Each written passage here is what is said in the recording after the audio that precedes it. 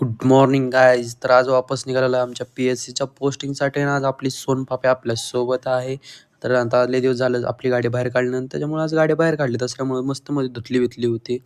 नंतर आपण हॉस्पिटलमध्ये आल्या सकाळ-सकाळ एवढे पेशंट आले, ती मस्त सगळ्या पेशंटला गोळ्या-बिळ्या एकदम प्रॉपर दिल्या. मस्तमध्ये त्यांना काय समजवलं, सगळं सांगितलं, गोळ्या कशा घ्यायच्या, कशा नाही ते. त्याच्यानंतर तुम्ही बघू शकता माता व बाल संरक्षण कार्ड ह्याच्यामध्ये बारक्या लेकरांना पोलिओचे डोस, सगळे त्यांचे लसीकरण ते त्याच्याबद्दल माहिती दिलेली असते. इथे तुम्ही बघू शकता आजपासून पोलिओचा डे सगळं चालू झालेला आहे. इथं आशा वर्कर सगळे पोलिओची माहिती त्यांना सगळं देत आहे व ह्या कार्डवर तुम्हाला दाखवतो पहा 16 ते 24 महिने, 5 ते 6 वर्ष, 10 वर्ष यापर्यंतचे सर्व दिलं जाते ना, ज्यावर तुम्ही दाखवू शकता बारक्या लेकरांना कुठले लसी झाल्यात, कुठल्या नाहीत. त्याच्यानंतर मी माझा बीपी चेक केला आणि बीपी चेक करण्याचं कारण एकच फक्त बहुत टेन्शन आहे मला. त्याच्यामुळे बघितला बीपी, तर आपला बीपी नॉर्मल होता.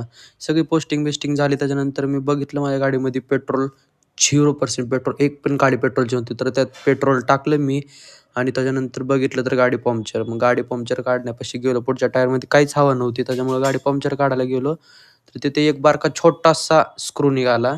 ती स्क्रून इतकं माझं डोकं खाली इतक्या शिव्या येत होत्या ना, पण जाऊ दे म्हणलं आता काय हाय विषय. मग ही स्क्रू आहे तुम्ही बघू शकता, एवढा स्क्रूनं माझी गाडी पंक्चर केली. त्याच्यानंतर वापस निघालो. इतकं ट्रॅफिक, नुसतं ट्रॅफिक, सगळीकडे जिकडं बघेल तिकडं ट्रॅफिक होतं.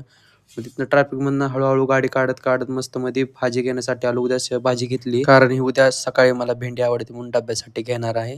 आता ही भाजी घेणार आणि काकूला नेऊन देणार. आता संध्याकाळी जेवणाची वेळ आलेली आहे. भात केलेला आहे, बेसन केलेला आहे आणि राईज अँड फॉल बघत आहे आरुष बोलासाठी. तर आजच्या ब्लॉगसाठी एवढंच होतं. भेटूया एका नवीन ब्लॉगमध्ये. जय श्रीराम मित्रांनो.